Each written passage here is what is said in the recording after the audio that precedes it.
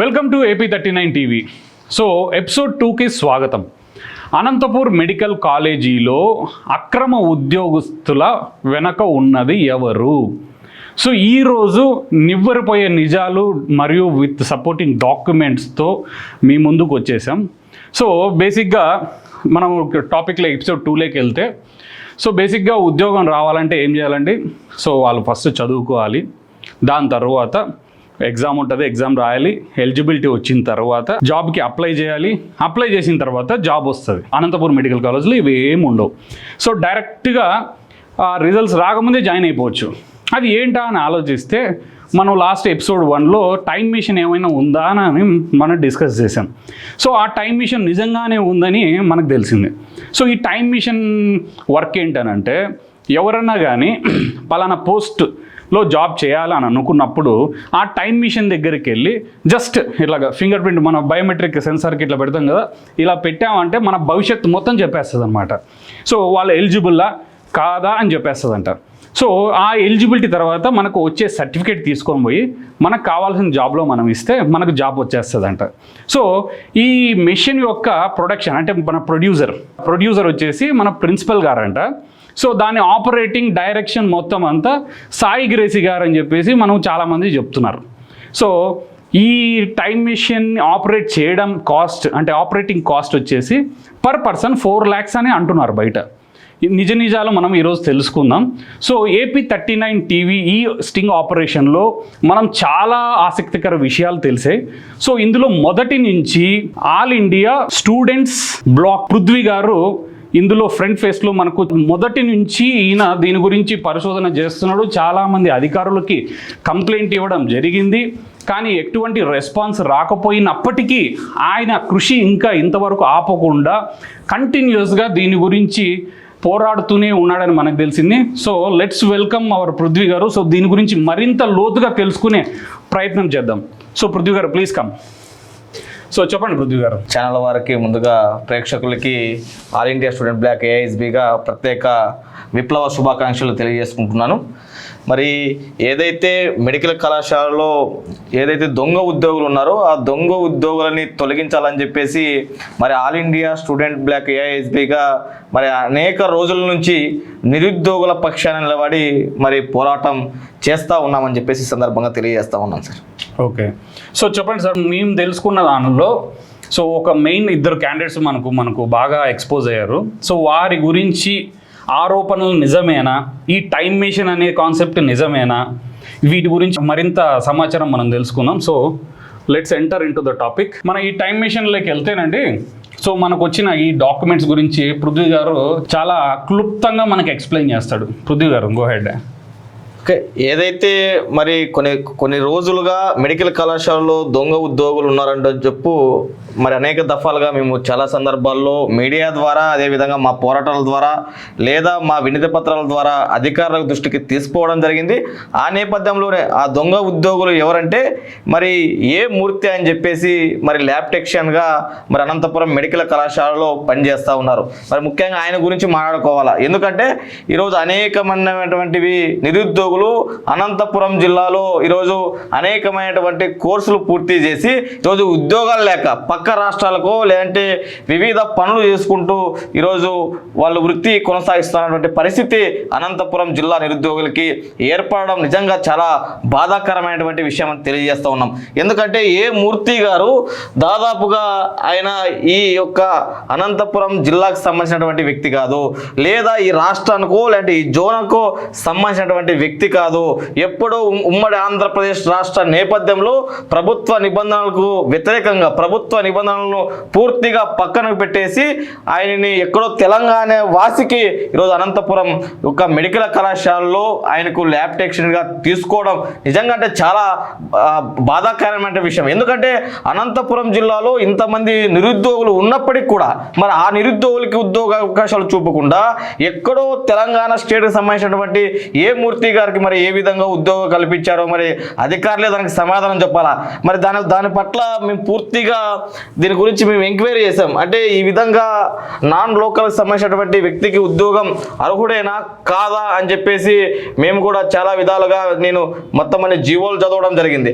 ఆ జీవోలో స్పష్టంగా ఉంది, ఏదైతే మరి నాన్ లోకల్ వ్యక్తులను తీసుకోవాలంటే ఏదైనా రూల్ ఆఫ్ లా ప్రకారంగా ఎవరైనా సరే ఈ యొక్క నోటిఫికేషన్ వదిలిన నేపథ్యంలో స్థానిక అంటే ఈ డిస్టిక్కి సంబంధించినటువంటి స్థానికులకు మాత్రమే ఫస్ట్ ప్రిఫరెన్స్ ఇవ్వాలా, వాళ్ళకు మాత్రమే ఉద్యోగ అవకాశాలు చూపాలని చెప్పేసి మరి ప్రభుత్వ నిబంధనలు ఉన్నప్పటికీ కూడా మరి ఇక్కడ ఉన్నటువంటి అధికారులు స్థానికంగా ఉన్నటువంటి నిరుద్యోగులకు ఉద్యోగ అవకాశాలు చూపుకోకుండా మరి ఎక్కడో వివిధ ప్రాంతాల వారికి మరి ఉద్యోగాలు చూపించి మరి లోకల్ ఉద్యోగాలకి గతంలోనే అన్యాయం చేశారు. ఆ అన్యాయాన్ని సహించము. ఖచ్చితంగా ఎవరైతే దొంగ ఉద్యోగులు ఉన్నారో ఆ దొంగ ఉద్యోగులను తొలగించే వరకు కూడా all India student bloc AISB పోరాడుతుందని సందర్భంగా తెలియజేసుకుంటూ, ఎందుకంటే పృథ్వీ గారు, సో నాన్ లోకల్ అంటున్నారు, తెలంగాణ అంటున్నారు. సో అవుట్ ఆఫ్ అనంతపురం కూడా కాదు, కర్నూలు, కడప, వైజాగ్ అనుకుంటే ఓకే. నాన్ లోకల్ అంటే మరి డైరెక్ట్గా తెలంగాణకి వెళ్ళిపోయారు. సో మేబీ మీరు కనుక్కున్నారు అసలు మెడికల్ కాలేజ్లో అసలు ఈ రాష్ట్ర విభజన జరిగింది, తెలంగాణ సపరేట్ అయిపోయింది అని వాళ్ళకి తెలుసా ఏమన్నా అసలు ఆ విషయం? అంటే లేదా ఇంకా సమైక్యాంధ్రాలనే ఉండిపోయారా వాళ్ళు? నిజంగా మీరు మంచి ప్రశ్న అడిగారు. నిజంగా నేను ఈ యొక్క మూర్తి గారి మీద కంప్లైంట్ చేసేటువంటి నేపథ్యంలో ఏదైతే మెడికల్ కళాశాలకు సంబంధించినటువంటి సుపీరియర్ ప్రిన్సిపాల్ గారు ఉన్నారో మరి ప్రిన్సిపాల్ గారిని ప్రత్యక్షంగా కలవడం జరిగింది. కలిసిన నేపథ్యంలో మరి మూర్తి గారు ప్రస్తావన తీసుకొచ్చాను. మూర్తి గారు మేడం ఈ లోకల్ సంబంధించినటువంటి క్యాండిడేట్ కాదు, మరి ఏ విధంగా ఇతనికి మీరు ఉద్యోగం ఇచ్చారు అని నేను ప్రశ్న వేయగా మరి ప్రిన్సిపాల్ గారు నిజంగా ప్రిన్సిపాల్ గారు ఇంకా రాష్ట్ర విభజన జరగలేదు, ఇంకా ఉమ్మడి రాష్ట్రంలో ఉన్నామనే ఫీలింగ్లోనే మరి ఉన్నారనే భావన నాకు కలుగుతుంది. ఎందుకంటే ఆయన సమాధానం ఎలా ఉందంటే మరి ఎప్పుడో అండి 2009లో ఒక రాష్ట్ర విభజన జరగకముందు ఇచ్చారు అని చెప్పేసి సింపుల్గా సమాధానం చెప్తా ఉంది. అంటే 2009లో ఉద్యోగం ఇచ్చారు, సో ఆ రోజు ఇవ్వడమే రాంగు. బట్ రాష్ట్ర విభజన తర్వాత కనీసం అంటే గతంలో ఎవరైనా ప్రిన్సిపాల్ ఎంతమంది అయినా అధికారులు తప్పు చేసిపోయారు గతంలో. మరి వచ్చిన వాళ్ళ అధికారులైనా ఎవరైతే బదిలీ పైన వెళ్ళి అధికారులు తప్పు చేసిపోయారు, మరి వచ్చిన వారైనా కూడా ఈ తప్పుని సరిదిద్దాలా, సరిదిద్ది ఈ యొక్క స్థానిక ఉద్యోగాలకు న్యాయం చేయాలనేటువంటి ఆలోచన మరి ప్రిన్సిపాల్ గారికి లేదని చెప్పేసి ఆ రోజే మాకు స్పష్టంగా అర్థమైంది. సో జరిగిపోయిన తప్పుకి మేము బాధ్యులము కాదు అన్న ఒక ధోరణిలో వాళ్ళు వ్యవహరిస్తున్నారు. 100% స్పష్టంగా ప్రిన్సిపాల్ గారు అదే చెప్తున్నారు. గతంలో చేసిపోయినటువంటి అధికారుల పొరపాటు వల్ల అవి జరిగాయి, దానికి మేమేం చేయాలనేటువంటి ఆలోచన ఉన్నారు. అంటే అది వాళ్ళ చేసుకునే ప్రయత్నం కూడా చేయలేదంట. ప్రయత్నం కూడా ఎక్కడ జరగలేదు. ఎందుకంటే మనం చూసుకోవచ్చు మూర్తి గారు సంబంధించినటువంటి ఏదైతే దీంట్లో క్లుప్తంగా ఉంది, మూర్తి గారికి సంబంధించి నాన్ లోకల్కి సంబంధించినటువంటి వ్యక్తి అయినప్పటికీ కూడా ఆయన ఎక్కడైనా సరే ప్రైవేట్ స్టడీ లేదా ఓపెన్ స్కూల్ ద్వారా తెలంగాణలో చదివి ఉన్నట్లు అయితేనే అనంతపురం లోకల్ రెసిడెన్స్ సర్టిఫికేట్ పొందుటకు అర్హుడు. కానీ ఎక్కడైనా ప్రైవేట్ ఆయన స్టడీలో ఎక్కడ ప్రైవేట్ అని కానీ ఓపెన్ స్కూల్ కానీ ఎక్కడ ఆయన స్టడీలో లేదు. మేము స్పష్టంగా తెలియజేస్తున్నాం. ఎందుకంటే మీరు ఎలా చెప్తున్నారు ఆయన స్టడీలో ప్రైవేట్ లేదని ఓపెన్ లేదని అనొచ్చు, అతను స్టడీ సర్టిఫికేట్ కూడా ఉంది, అది కూడా మీకు చూపిస్తాను ఒకసారి చూద్దాం. స్టడీ సర్టిఫికేట్ ఇది మూర్తి గారి స్టడీ సర్టిఫికేట్స్. అంటే ఇతను 1వ తరగతి నుండి 10వ తరగతి వరకు ఎక్కడ చదివాడు అనేది మరి స్టడీ సర్టిఫికేట్లోనే తెలుస్తుంది. ఎందుకంటే ఎంపీపీ అప్పర్ ప్రైమరీ స్కూల్ ఇతను మహబూబ్ నగర్ కల్వరాలో చదివాడు. చూడొచ్చు ఇక్కడ 1వ తరగతి నుంచి 7వ తరగతి వరకు అప్పర్ ప్రైమరీ స్కూల్లో చదివాడు. తర్వాత ఇక్కడ వచ్చేసి 8వ తరగతి నుండి 10వ తరగతి వరకు మరి అక్కడే సంబంధించినటువంటి జెడ్పీహెచ్ఎస్ కవర్లో చదివాడు. మరి దీంట్లో చూడొచ్చు ఎక్కడే కానీ స్టడీలో ప్రైవేట్ కానీ లేదా ఓపెన్ కానీ ఎక్కడే కానీ లేదు. సో అతనికి ఉద్యోగం ఇవ్వాలా అంటే ఈ యొక్క సర్టిఫికేట్ని బేస్ చేసుకొని ఇవ్వాలా. అంటే ఈ సర్టిఫికేట్ బేసిక్గా మనం ఎక్కడికి వెళ్ళినా కూడా ఒక ప్రైవేట్ జాబ్లో అంటే నాన్ మెడికల్ అయినా కానీ ఏదైనా కానీ జాబ్ తీసుకోండి, ఒక జాబ్ చేస్తున్నావు అని అంటే దానికి సర్టిఫికేట్స్ ప్రతి ఒక్కటి వెరిఫై చేసి అది ఒరిజినలా కాదా, అది ఫేకా ఏంటి అనేది వెరిఫికేషన్ జరుగుతుంది. బట్ ఇది ఒక గవర్నమెంట్ హాస్పిటల్ అయి ఉండి అంత క్రిటికల్ కేర్ డివిజన్, ఒక ల్యాబ్ టెక్నీషియన్ అంటే మామూలు విషయం కాదు కదా. అంతమంది ప్రాణాలు, వాళ్ళ ఉన్న జబ్బులు వాళ్ళు టెస్ట్ చేసి ఆ రిపోర్ట్ ఇవ్వాలి. సో డాక్టర్స్ కూడా ఏం చేస్తారంటే బేసిక్గా ఆ రిపోర్ట్ని బేస్ చేసుకుని ట్రీట్మెంట్ ఉంటుంది. సో అంత క్రిటికల్ జాబ్ని ఎటువంటి సర్టిఫికేట్ వెరిఫికేషన్ లేకుండా వెళ్తున్నారంటే మరి ఇంకా చాలా అనుమానాలు వ్యక్తమవుతున్నాయి మనకి. సో ఈ సర్టిఫికేట్ వాళ్ళు చెక్ చేయలేదంటారా మరి? చేసి అంటే ప్రజెంట్ గతంలో ఉన్నటువంటి అధికారులు కావచ్చు, ప్రస్తుతం మెడికల్ కళాశాలలో ఉన్నటువంటి అధికారులు కావచ్చు, వీళ్ళ యొక్క తప్పులు అన్నీ తెలిసినప్పటికి కూడా వారిని కాపాడేటువంటి ప్రయత్నం చేస్తూ ఉన్నారు. మరి ఎందుకు ఆ ప్రయత్నం చేస్తూ ఉన్నారో కూడా అర్థం కావడంలే. లేదంటే వీళ్ళు ఇచ్చేటువంటి ఏదైనా ముడుపులు ఇస్తూ ఉన్నారా, లేదంటే రాజకీయ నాయకులతో ఏదైనా ఒత్తిళ్లు పెట్టిస్తూ ఉన్నారా అనేది కూడా అర్థం కావడం లేదు. ఇంత స్పష్టంగా ఇంత ఎవిడెన్స్ ఉన్నప్పటికీ కూడా మరి ఎవరైతే కలెక్టర్ గారు వీరపాండ్యన్ గారు పూర్తిగా అవుట్ సోర్సింగ్ ఉద్యోగాలను, కాంట్రాక్ట్ బేసిక్ ఉద్యోగాలను ఏ విధంగా ఫిలప్ చేయాలా అనేటువంటి ఒక గైడ్లైన్స్ వదిలారు. దాంట్లో కూడా స్పష్టంగా ఉంది ఏదైతే నిబంధనలు ఉంటాయో ప్రభుత్వ నిబంధనల ప్రకారంగా. మరి అప్పట్లో ఏదైతే అనంతపురం జిల్లా కలెక్టర్గా ఉన్నటువంటి మరి వీరపాండ్యన్ గారు స్పష్టంగా గైడ్లైన్స్ ఇవ్వడం జరిగింది. మరి ఏ విధంగా అంటే స్థానిక ఉద్యోగులకి ఉద్యోగ అవకాశాలు కల్పించాలా అని చెప్పేసి నిబంధనలో ఉంది. మరి నిబంధనలు ఉన్నప్పటికీ కూడా ఆ నిబంధనలను పూర్తిగా పక్కకు నెట్టేసి ఇక్కడ ఉన్నటువంటి అధికారులు మరి పైసలకి కకృతి పడి మరి స్థానిక నిరుద్యోగులను అన్యాయం చేశారు. మరి చూడొచ్చు ఏదైతే మరి స్పష్టంగా జీవోలో ఉంది, ఏదైతే మరి వీరపాండ్యన్ గారు కలెక్టర్ గారు ఇచ్చినటువంటి ఏవైతే రూల్స్ ఉన్నాయో ఆ రూల్స్లో స్పష్టంగా అర్థమవుతుంది.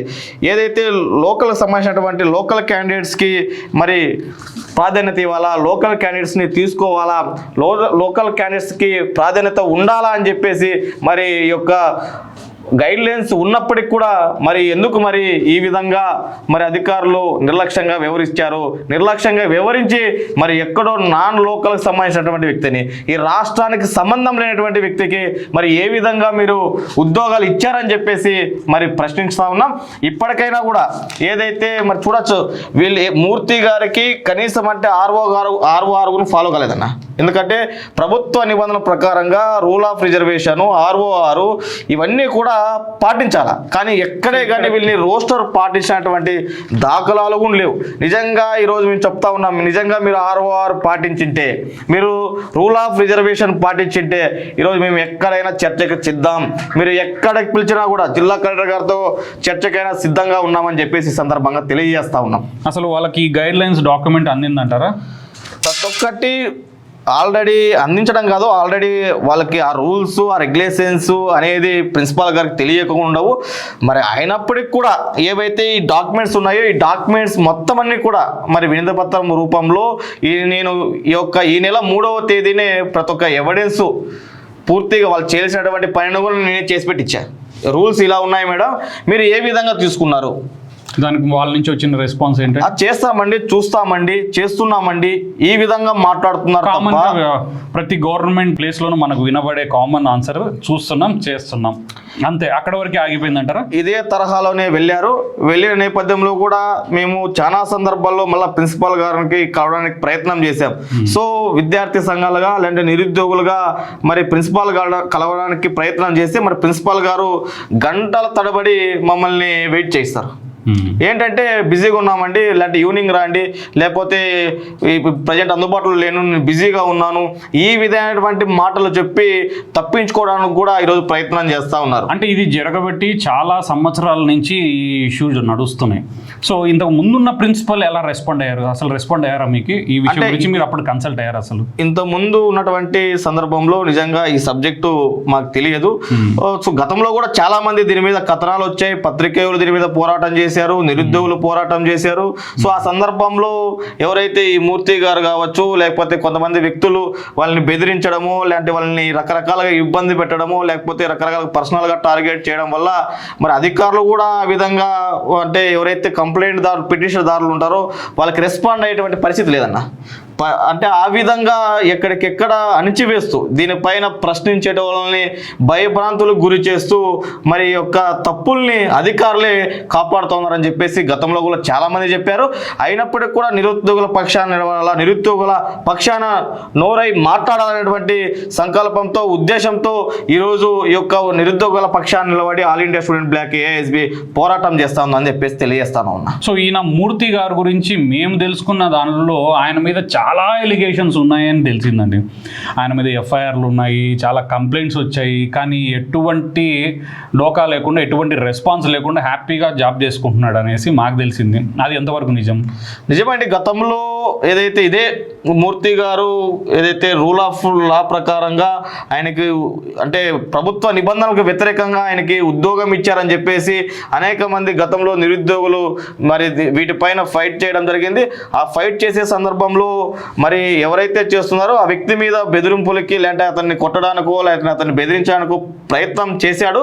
సో చేసిన నేపథ్యంలో ఎవరైతే దీని మీద ఫైట్ చేస్తున్నారో వాళ్ళు కూడా మరి స్టేషన్ని ఆశ్రయించడం జరిగింది. ఆ సందర్భంలో మరి మూర్తి గారి పైన కూడా ఎఫ్ఐఆర్ నమోదైందని చెప్పేసి నాకున్న సమాచారం అండి. సో ఈ మూర్తి గారు దొంగగా జాయిన్ అయింది అంటే ఈ ఫేక్ డాక్యుమెంట్స్ పెట్టుకొనేసి ఆయన వెళ్ళిపోయాడో ఏంటో మనకు తెలియదు. బట్ అంత ధైర్యంగా ఇలాగా చేసుకోవడం అనేది ఆశ్చర్యకరంగా ఉంది. సో ఈయన వెనక ఎవరున్నారు ఏంటి అనేది చాలా ప్రశ్నలు రైజ్ అవుతున్నాయి. ఏమన్నా పొలిటికల్ బ్యాక్గ్రౌండ్తో ఉన్నాడా లేకపోతే ఇంకేమన్నా విషయాలు మాకు తెలుసుకోవాలని చాలా ఆసక్తికరంగా ఉంది. మీకు కూడా తెలియజేస్తాం వాటి గురించి. సో నెక్స్ట్ ఎపిసోడ్లో ఇంకా కంప్లీట్గా డాక్యుమెంటేషన్తో మేము ముందుకు వస్తాము. సో నెక్స్ట్ క్యాండిడేట్ వచ్చి నెక్స్ట్ ఇంట్రెస్టింగ్ ఇది వచ్చేసి మనకు ఓబులేషు. ఈయన విషయానికి వస్తే ఈ టైం మెషిన్ ఇక్కడే వర్కౌట్ అయిందనమాట. సో ఈయన బేసిక్గా జాబ్లో జాయిన్ అయ్యింది 2007లో జాయిన్ అయ్యాడు. సో మనకి ఇక్కడ చూసుకున్నట్టయితే 2000 డేట్ ఆఫ్ జాయినింగ్ వచ్చేసి 2007. కానీ ఆంధ్రప్రదేశ్ పారామెడికల్ బోర్డ్ నుంచి ఆయనకు సర్టిఫికేట్ వచ్చింది మాత్రం 2010లో వచ్చింది. August 2010 examination passed. సో 2010లో మనకు సర్టిఫికేట్ వస్తే 2007లో ఎలా జాయిన్ అయ్యాడు? సో ఇది చాలా ఆసక్తికరంగా ఉంది. సో దీని గురించి మరింత సమాచారం చెప్పండి. ఏదైతే ఈ యొక్క ఓబ్లేస్ గురించి మాట్లాడుకుంటే మరి ఇక్కడ ప్రత్యక్షంగా కనబడుతూ ఉన్నాయి మన నిరుద్యోగులారా. ఒకసారి మనం అంతా కూడా గమనించాల్సినటువంటి అవసరం వచ్చింది. ఎందుకంటే చాలామంది రకరకాలుగా మరి హై ఎడ్యుకేషన్ చదివి ఉద్యోగాలు లేక ఈరోజు రూములకో లేకపోతే ఎక్కడో చోట పనులు చేసుకున్నటువంటి దౌర్భాగ్య పరిస్థితిలో మనం బతుకుతూ ఉన్నాం. మరి అదే సందర్భంలో ఏదైతే ఓబులేష్ అనే వ్యక్తి దాదాపు 7వ తేదీ 6వ నెల 2007లో మరి 21,500 జీతభత్యంతో మరి ఆ రోజు ఆయనకు ఉద్యోగం ఇచ్చారు. ఎవరు ఉద్యోగం ఇచ్చారు స్పష్టంగా ఉంది. అప్పట్లో ఉన్నటువంటి ప్రిన్సిపాల్ శ్రీదేవి గారు అని చెప్పేసి ఇక్కడ ప్రతి ఒక్కటి కూడా చూడొచ్చు. ఏఓ గారు కూడా ఇది స్పష్టంగా సైన్ చేసి ఇచ్చారు. ఎంతమంది ఎక్కారు ఏంటి అనేది 35 మెంబర్స్ ఉన్నారు దాంట్లో. బట్ పి ఓబులేష్ అనే వ్యక్తి వితౌట్ క్వాలిఫికేషన్తో ఆ రోజు మరి ఉద్యోగం ఎలా ఇచ్చారో కూడా అర్థం కాని పరిస్థితి. ఎందుకంటే ఈ విషయం ఎవరికి తెలియదు అంటారా? ఇన్ని రోజుల నుంచి ఈ డాక్యుమెంట్స్ మీ దగ్గరే ఉన్నాయనంటే సో ఆ డాక్యుమెంట్స్ మీరైనా కూడా ఎక్కడి నుంచి తీసుకొస్తారు? సో బయట నుంచి ఏదో విధంగా తీసుకొచ్చారు. సో వాళ్ళ దగ్గర కంప్లీట్ సెట్ ఆఫ్ డాక్యుమెంట్స్ ఉంటాయి. మీరు ఇన్నిసార్లు కంప్లీట్ రేస్ చేసినా కూడా వాళ్ళ డాక్యుమెంట్స్ చెక్ చేయలేదంటారా? ఆ రోజు ఉద్యోగం పొందిన రోజు మాత్రం ఆయన ఒక ఫేక్ సర్టిఫికేట్ని సబ్మిట్ చేశాడు. ఫేక్ సర్టిఫికేట్ని సబ్మిట్ చేసి ఉద్యోగం పొందాడు. ఉద్యోగం పొందిన తర్వాత ఆయన మళ్ళీ డిఎంఎల్టీకి మళ్ళీ కోర్సుకి అప్లై చేశాడు. ఆయన కోర్సు 2010లో కంప్లీట్ అయింది. అది కూడా ఎక్కడ చదివాడు? Shri Vikas institute of medical science కడపలో చదివాడు. అంటే 2007లో ఆయన ఈ విధంగా ఉద్యోగానికి దాదాపు 2010లో ఆయన ఎగ్జామినేషన్ పాస్ అవుట్ అయ్యాడంటే మరి నిరుద్యోగుల్ని ఏ విధంగా అన్యాయం చేస్తూ ఉన్నారో ఒకసారి నిరుద్యోగులారా మీరు ఆలోచన చేయాలా. వీటిపైన ప్రతి ఒక్క నిరుద్యోగి నోరు విప్పి ఈ యొక్క మెడికల్ కళాశాల ప్రిన్సిపాల్ని ప్రశ్నించాల్సినటువంటి అవసరం వచ్చింది. ఎందుకంటే అనేకమైనటువంటి నిరుద్యోగులు మరి ప్రభుత్వ నిబంధనల ప్రకారంగా మరి క్వాలిఫికేషన్ ఉన్నప్పటి నేపథ్యంలో కూడా కూడా క్వాలిఫికేషన్ ఉన్నప్పటికీ కూడా మరి రోజు ఉద్యోగాలు లేక ఈరోజు ఇబ్బందులు పడతా ఉంటే మరి ఎక్కడో క్వాలిఫికేషన్ లేనప్పటికీ కూడా ఉద్యోగాలు ఇస్తున్నారు. మరి క్వాలిఫికేషన్ ఉన్నటువంటి నిరుద్యోగులారా, యువత ప్రతి ఒక్కరూ కూడా ఈ అంశం మీద మరి ప్రశ్నించాల్సినటువంటి అవసరం ఉందని చెప్పేసి తెలియజేసుకుంటాం సార్. ఎందుకంటే మూర్తిగా ఓబ్లేష్ గారు కూడా మంచిగా బాగా చదివేటువంటి వ్యక్తి. ఎందుకంటే చూడొచ్చు అతని మార్క్స్ కూడా ఉన్నాయి ఇక్కడ, అతనికి సంబంధించినటువంటి చూసుకోవచ్చు. ఇక్కడ దాదాపు అతను ఎస్ఎస్సి దాదాపు జెడ్పీహెచ్ఎస్ స్కూల్లో చదివాడు. అప్పటికే 1991 10th కంప్లీట్ అయింది. డిఎంఎల్టీ అయింది 2010లో అయింది. 51% దాదాపుగా ఆయన హాఫ్ సెంచరీ కొట్టాడు సార్. డిఎంఎల్టీలో హాఫ్ సెంచరీ కొట్టాడు. కానీ బట్ ఆయన చూస్తే 2007లోనే ఉద్యోగం ఇచ్చారు. మరి అంటే ముందుగా హాఫ్ సెంచరీ కొడతారనే ఉద్దేశంతో ఇచ్చారేమో మనకైతే అర్థం కావడం. వాళ్ళకి తెలిసిపోయింది, అదే తెలిసే ఇచ్చారు అనుకుంటున్నాము. ఎందుకంటే ఇలాంటి టెక్నాలజీ మీరు కానీ ఇంప్లిమెంట్ చేస్తుంటే నిరుద్యోగ యువత చాలా మంది ఉన్నారండి. వాళ్ళకు 10,000 ఇంత జీతాలు అవసరం లేదు. వాళ్ళకు ఒక 10,000 రూపీస్ ఇచ్చినా చాలు, ఏదైనా గవర్నమెంట్లో మేము జాబ్ చేసుకుంటే చాలు అన్న ఒక ఉద్దేశంలో సంవత్సరాల తరబడి పెళ్లి చేసుకోకుండా చాలామంది వెయిట్ చేస్తున్నారు. సో మీరు ఈ టెక్నాలజీ కానీ మీరు ఇవ్వగలిగితే చాలా మందికి హెల్ప్ చేసినట్టు అవుతుంది కదా. సో ఎలాగండి అసలు ఎలా పాసిబుల్ అసలు ఇది 2007లో 2010 ఎక్కడ ఎన్ని ఇయర్స్ డిఫరెన్స్ వస్తుంది మనం చూసినట్టయితే దాదాపు 3 to 4 years. సో అప్పటి నుంచి సరే అప్పుడంటే ఓకే, మరి ఇప్పుడు వరకు కూడా మీరు ఎవరు రెస్పాండ్ అవ్వకుండా దీని గురించి ఒక బ్యాక్గ్రౌండ్ వెరిఫికేషన్ లేకుండా ఎలా ఇచ్చారనేది, అంటే దీని నోటిఫికేషన్ లేకోకుండానే వీళ్ళకి ఉద్యోగాలు ఇచ్చారు. అదొక పెద్ద ఆశ్చర్యం. నోటిఫికేషన్ లేకోకుండా, ఆర్ఓఆర్ లేకోకుండా, సో వీళ్ళకి మరి ఏ విధంగా ఉద్యోగాలు ఇచ్చారనేది మరి ఇప్పుడు కూడా అర్థం కాని పరిస్థితి. దీనిపైన మరి పూర్తిగా ప్రతి ఒక్క నిరుద్యోగులు కూడా మరి రోడ్డు మీదకి వచ్చి ప్రశ్నించే తప్ప మరి ఇలాంటివి మరి భావించుకొని వాళ్ళు ఇలా జాబ్ చేసుకుంటూ వెళ్ళిపోతుంటే, సో అన్ఎంప్లాయ్మెంట్తో ఎంతమంది బయట తిరుగుతున్నారు, వాళ్ళ పరిస్థితి ఏంటి అసలు ఒకసారి ఆలోచించాలి మనం కూడా. ఎవరి పాటుకు వాళ్ళ రికమెండేషన్, ఎవరి పాటు వాళ్ళ ఇన్ఫ్లుయెన్స్ యూస్ చేసుకుంటూ వెళ్ళిపోతుంటే ఇంకా సిస్టమ్ ఎందుకు, ఇంకా ఈ ప్రాసెస్ అంతా ఎందుకండి అసలు ఒక్కసారి ఆలోచించాలి మనం కూడా. ఇంత ఓపెన్గా కనబడుతుంది మనకి. వాళ్ళు ఫేక్ సర్టిఫికేట్ పెట్టారా ఏంటి అనేది అధికారులే మరి తేల్చి చెప్పాల్సింది. అంటే క్వాలిఫికేషన్ అంటే ఆయన విద్యార్హత కంప్లీట్ కాకనే మరి ఏ విధంగా మరి ఉద్యోగం ఇచ్చారని నిజంగా చాలా ఆశ్చర్యం సార్. ఎందుకంటే చాలా మంది నిరుద్యోగులు మరి క్వాలిఫికేషన్ ఉన్నప్పటికి కూడా ఉద్యోగాలు లేక ఈరోజు ఇబ్బందులు పడుతూ ఉన్నారు. మరి క్వాలిఫికేషన్ లేకపోయినప్పటికి కూడా మరి 3 సంవత్సరాల ముందే మరి ఏ విధంగా మరి ఆయనకు ఓబ్లేష్ అనే వ్యక్తికి ఉద్యోగం ఇచ్చారనేది ఖచ్చితంగా అధికారులే వీటికి సమాధానం చెప్పాలని చెప్పేసి మేము తెలియజేస్తున్నాం సార్. ఎందుకంటే ఇవన్నీ కూడా ఇవే కాదు సార్, ప్రతి ఒక్కటి ఇంకా చాలా ఉన్నాయి. దీనికి సంబంధించినటువంటి ఎవిడెన్స్ ఉన్నాయి. ఆర్ఓఆర్ ఫాలో కాలేదు, వీళ్ళకి సంబంధించినటువంటి రూల్ ఆఫ్ రిజర్వేషన్ ఫాలో కాలేదు, వితౌట్ నోటిఫికేషన్తో ఎక్కారు. ఇవి సంబంధించినటువంటి ప్రతి ఒక్క పేపరు మన దగ్గర ఉంది. ఖచ్చితంగా ఎపిసోడ్ 3లో అవి కూడా మరి ప్రత్యక్షంగా ఈ యొక్క AP39 ప్రేక్షకులకు తెలియజేస్తాం. ఎందుకంటే ఇప్పటికైనా చెప్తున్నాం, ఎవరైతే అధికారులారా నిర్లక్ష్యంగా వివరించినటువంటి అధికారులారా, ఇప్పటికైనా కూడా అనంతపురం నిరుద్యోగులకు న్యాయం చేయండి. ఎవరైతే దొంగ ఉద్యోగులు ఉన్నారో దొంగ ఉద్యోగుల్ని తొలగించలేని పక్షంలో పెద్ద ఎత్తున అనంతపురం జిల్లా వ్యాప్తంగా ఉన్నటువంటి నిరుద్యోగులందరినీ కూడా ఒక ఏకతాటిపైకి తెస్తాం. ఖచ్చితంగా ప్రిన్సిపాల్ గారికి, ఏడీ గారికి, జిల్లా కలెక్టర్ గారికి అనంతపురం నిరుద్యోగుల సత్తా ఏంటో కూడా తెలియజేసేటువంటి రోజు వస్తుందని చెప్పేసి ఈ సందర్భంగా తెలియజేసుకుంటూ, ఏదైతే ఈ దొంగ ఉద్యోగులు ఉన్నారో ఏ మూర్తి గారిని, ఓబ్లేష్ గారిని తక్షణమే తొలగించాలా. మరి ఇదే సందర్భంలో తెలియజేస్తా ఉన్నాం, ఏదైతే మరి నిరుద్యోగులకి అన్యాయం జరిగింది గతంలో, ఆర్ఓఆర్ను, రూల్ ఆఫ్ రిజర్వేషన్ను, అదేవిధంగా అనేకమైనటువంటి అక్రమ ఉద్యోగులు ఉన్నారు. మరి వారందరినీ తొలగించిన తర్వాత మరి నోటిఫికేషన్ కావచ్చు లేదా కౌన్సిలింగ్ కావచ్చు నిర్వహించుకోవాలా అని చెప్పేసి మరి ఆల్ ఇండియా స్టూడెంట్ బ్లాక్ AISBగా మరి ఏదైతే ప్రిన్సిపాల్ గారికి అంటే దానికి సంబంధించినటువంటి ప్రకటనకు సంబంధించినటువంటి ఎంపిక ప్రక్రియను ప్రశ్నించినప్పుడు నేపథ్యంలో మరి రూల్ ఆఫ్ రిజర్వేషన్ ఉల్లంఘనపై ఇప్పటికైనా అనేకమైనటువంటి ఫిర్యాదులు ఇచ్చారు గతంలో కూడా. మరి అవన్నీ పాటించలేదు. ఇవన్నీ నిగ్గు తెలిసిన తర్వాత అక్రమాలు కొనగించడమే కాదు, తప్పులు వ్యవస్థితంగా తెలియబడ్డాయి, పరిపాలన వైఫల్యానికి స్పష్టమైన నిదర్శనం అని చెప్పేసి మరి అనేక సందర్భాలుగా ఆర్ఓఆర్ను ఉల్లంఘించారు. వీటిపైన మీరు సరైనటువంటి సవరణ చేయండి, సవరణ చేసిన తర్వాత మీరు కౌన్సిలింగ్ నిర్వహించుకోండి అని చెప్పేసి మరి ఆల్ ఇండియా స్టూడెంట్ బ్లాక్ ఏఎస్బిగా మరి 12వ తేదీన మెడికల్ కళాశాలలో మరి ప్రిన్సిపాల్ గారికి ఇవ్వడం జరిగింది.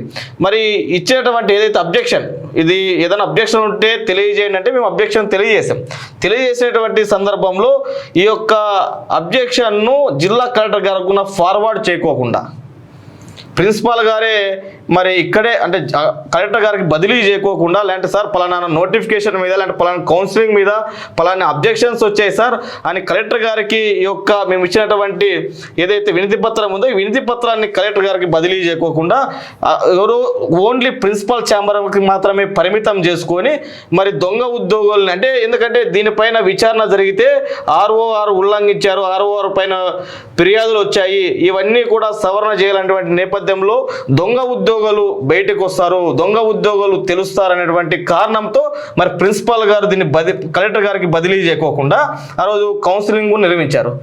అంటే కలెక్టర్ గారిని ఈరోజు పక్కదారి పట్టించేటువంటి ప్రయత్నం ప్రిన్సిపాల్ గారు ఏడీ గారు చేస్తా ఉన్నారని చెప్పేసి ఎందుకంటే స్పష్టంగా అర్థం అవుతా ఉంది. మేము అడిగాం, మేము ఇచ్చేటువంటి ఫిర్యాదు ఏదైతే అబ్జెక్షన్స్ పెట్టామో మేడం ఆ అబ్జెక్షన్ని మీరు కలెక్టర్ గారికి మరి పంపించారా అని చెప్తే దానికి సమాధానం లేదు. సో కలెక్టర్కి వెళ్తే సో అక్కడి నుంచి యాక్షన్ ఉంటుంది అని వాళ్ళకి తెలిసి ముందుగానే దాన్ని అక్కడి వరకు వీళ్ళు మాత్రం కప్పుపుచ్చే ప్రయత్నం చేశారని మనకు క్లియర్గా అర్థమవుతుంది. ఒకవేళ అక్కడ పంపించుంటే ఒక రిసిప్ట్ కానీ లేదంటే ఏదైనా ఒక ప్రోటోకాల్ ఉంటుంది వాళ్ళకు కూడా, ఈ డాక్యుమెంట్ మేము సబ్మిట్ చేసామని, సో వాళ్ళు ఏమైనా సబ్మిట్ చేసుకోవచ్చు అంటే మేము ప్రూఫ్ ఆఫ్ సబ్మిషన్ వాళ్ళు ఏమైనా డాక్యుమెంట్ ఇచ్చారా మీకు ఏమన్నా? అసలు ఏమి ఇవ్వలేదు. మేము అడిగాం, అదే కౌన్సిలింగ్ జరిగినటువంటి రోజునే మేము గట్టిగా ప్రిన్సిపాల్ గారిని మరి ప్రశ్నించడం జరిగింది. మేడం మేము అబ్జెక్షన్ తెలియజేసాం మేడం, మాకు స్పీకింగ్ ఆర్డర్స్ ఇవ్వకోకుండా ఏ విధంగా మీరు కౌన్సిలింగ్ నిర్వహిస్తారు అని మేము ప్రశ్నిస్తే మరి ఆ ప్రశ్నకు సమాధానం ఏ విధంగా చెప్తున్నారంటే మాకు కలెక్టర్ గారిని ఎలాంటి ఆర్డర్స్ లేవు, మేము ఆపడానికి కౌన్సిలింగ్ యథావిధిగా కొనసాగిస్తాము, మా కలెక్టర్ గారి నుంచి ఎలాంటి ఈ యొక్క కౌన్సిలింగ్ని ఆపాలని చెప్పేసి మాకు ఎటువంటి ఆర్డర్స్ లేవంటే మరి ఇవన్నీ కూడా పెట్టినటువంటి అబ్జెక్షన్స్ కలెక్టర్ గారి దృష్టికి పోతే కదా జిల్లా కలెక్టర్ గారు ఆర్డర్ ఇచ్చేది. బేసిక్గా చాలా సులభం, వీళ్ళ అపాయింట్మెంట్ తీసుకొని వీళ్ళకి ఫిర్యాదులు ఇవ్వడం కంటే కలెక్టర్ గారికి ఫిర్యాదులు ఇచ్చి అపాయింట్మెంట్ తీసుకోవడమే సులువు అయిపోతుంది. నేను అదే అంటున్నా సార్, ఎందుకంటే ఇప్పుడు జిల్లా కలెక్టర్ గారి నుంచి మాకు ఎటువంటి ఆర్డర్ లేదు కౌన్సిలింగ్ ని ఆపడానికి అని చెప్పేసి ప్రిన్సిపల్ గారు మాట్లాడుతూ ఉన్నారు. మరి సూటిగా మెడికల్ కళాశాల ప్రిన్సిపల్ అడుగుతా ఉన్నా, ఎందుకంటే నేను ఇచ్చినటువంటి ఏదైతే వినతి పత్రం ఉందో ఈ యొక్క ఆర్ఓఆర్ ఉల్లంఘించారో ఆర్ఓఆర్ను సవరణ చేయాలా, ఆర్ఓఆర్ను సవరణ చేసిన తర్వాతే మరి కౌన్సిలింగ్ని నిర్వహించాలా అని చెప్పేసి మరి స్పష్టంగా దీంట్లో తెలియజేశాను. మరి తెలియజేసినటువంటి విషయాన్ని మరి కలెక్టర్ గారి దృష్టికి ఎందుకు తీసుకువెళ్ళలేదని చెప్పేసి సూటిగా ప్రిన్సిపాల్ గారిని కూడా ప్రశ్నిస్తూ ఉన్నాం. ఎందుకంటే ఈరోజు దొంగ ఉద్యోగుల వెనుక ఉన్నది అధికారులే. ఇప్పుడైనా అధికారులారా ఈరోజు మీరు రాజ్యాంగబద్ధంగా చట్టబద్ధంగా మీరు మీ ఉద్యోగాలు చేయాలని చెప్పేసి కూడా విజ్ఞప్తి చేస్తూ ఉన్నాం. మరి ఎందుకంటే సార్ జిల్లా కలెక్టర్ గారికి పంపించినప్పుడు జిల్లా కలెక్టర్ గారికి ఏ విధంగా ఈ విషయాలన్నీ తెలుస్తాయి? తెలీదు. సో జిల్లా కలెక్టర్ గారు కూడా మరి ఈ విషయాలన్నీ కూడా ఒకసారి ఆలోచన చేయాలా. ఎందుకంటే స్థానిక నిరుద్యోగుల్ని అన్యాయం చేస్తూ ఉన్నారు. తక్షణమే ఏ మూర్తి గారిని ఓబ్లేష్ గారిని తక్షణమే టర్మినేట్ చేయాలా, ఉద్యోగాల నుంచి తొలగించడంతో పాటు ఇన్ని రోజులుగా కొన్ని సంవత్సరాలుగా ఈరోజు ప్రభుత్వ జీతభత్యాలు తీసుకుంటూ ఈరోజు వాళ్ళు ఉద్యోగాలు కొనసాగించారు. ఈ యొక్క ఇన్ని సంవత్సరాలుగా మరి ప్రభుత్వ జీతభత్యాలను కూడా ప్రభుత్వం రిక్వైరీ చేయాలని చెప్పేసి డిమాండ్ చేస్తున్నాం సార్. ఎందుకంటే ఈ పోరాటం ఇంతటితో ఆగదు, ఖచ్చితంగా ఇంకా ముందుకు తీసుకువెళ్తాం. ఖచ్చితంగా వాళ్ళని టర్మినేట్ చేసి ఇన్ని రోజులుగా ప్రభుత్వ జీతభత్యాలు తీసుకున్నారు అవన్నీ కూడా మళ్ళీ ప్రభుత్వానికి తిరిగి చెల్లించాలనేటువంటి డిమాండ్తో ఖచ్చితంగా నిరుద్యోగులను కలుపుకొని పెద్ద ఎత్తున ఆందోళన చేస్తాం. ఖచ్చితంగా స్పందించేంత వరకు, వాళ్ళని తొలగించేంత వరకు కూడా మా ఉద్యమం ఆగదనేది చెప్పేసి AP39 ద్వారా తెలియజేస్తా ఉన్నాం సార్. ముఖ్యంగా మనం చెప్పుకోవాల్సింది సాయిగ్రేసి గారు. సో సాయిగ్రేసి గారు మీ యొక్క ప్రమోషన్ కోసం ఏడి నుంచి డీడీకి సో ఒక్క రోజులో మీ డాక్యుమెంట్స్ అన్నీ కలెక్ట్ చేసుకొని మొత్తం A to Z సో అవన్నీ ప్రిన్సిపల్ గారితో సైన్ పెట్టించుకొని కన్సర్న్ అథారిటీకి పంపించుకోవడం జరిగింది. సో మీ పర్సనల్ విషయాల్లో మీరు ఎంత యాక్టివ్గా పార్టిసిపేట్ చేశారో మరి ఈ విషయాలు ఎందుకని మీరు రెస్పాండ్ అవ్వట్లేదు? ఇన్ని ఫిర్యాదులు అందినా కూడా మీరు ఎందుకు రెస్పాండ్ అవ్వట్లేదు? సో ఈ ఒక్క అన్యాయంగా జరిగిన దీంట్లో మీకు కూడా భాగం ఉందా అని చాలామంది స్టూడెంట్స్ అడుగుతున్నారు. సో బాధ్యత రహితంగా మీరు దీనికి సమాధానం చెప్పాల్సిన అవసరం ఎంతైనా ఉంది. అక్రమ ఉద్యోగులు ఏ విధంగా అక్రమంగా ఫేక్ డాక్యుమెంట్స్ ఏదైతేనేమి ఇన్ఫ్లుయెన్స్ అయితేనేమి ఏదైతేనేమి సో వాళ్ళు అక్రమంగా దాంట్లో జాబ్ చేస్తూ సో ఒరిజినల్గా జెన్యూన్గా కష్టపడి చదివి తర్వాత సర్టిఫికేట్స్ తెచ్చుకొని ఖాళీగా సంవత్సరాల తరబడి ఈ జాబ్ నోటిఫికేషన్ కోసం చాలా మంది నిరుద్యోగులు వేచి ఉన్నారనమాట. సో ఇక్కడే కాదు చాలా చోట్ల వేచి ఉన్నారు. సో ఇలాంటి అక్రమంగా చొరబడి గవర్నమెంట్ ఉద్యోగాలు సాధించిన వారిని వెంటనే చర్యలు తీసుకోవాలి అధికారులు కూడా. సో వీళ్ళ కంప్లీట్ డాక్యుమెంట్స్ రీవెరిఫికేషన్ చేసి దీనికి తగిన చర్యలు తీసుకుంటారని చెప్పేసి భావిస్తున్నాం. ఎపిసోడ్ 2లో చూశారు కదండి విత్ డాక్యుమెంట్స్. ఎపిసోడ్ 3లో మరిన్ని డాక్యుమెంట్స్ మరిన్ని షాకింగ్ నిజాలతో మీ ముందుకు వస్తాం. ఎందుకంటే మూర్తి గారి గురించి తవ్వే కొద్దీ చాలా చాలా చాలా నిజాలు వస్తున్నాయి. సో అవన్నీ కూడా మనం బయటికి తీసుకొచ్చే ప్రయత్నం చేద్దాం. సో చూస్తూనే ఉండండి AP39 TV.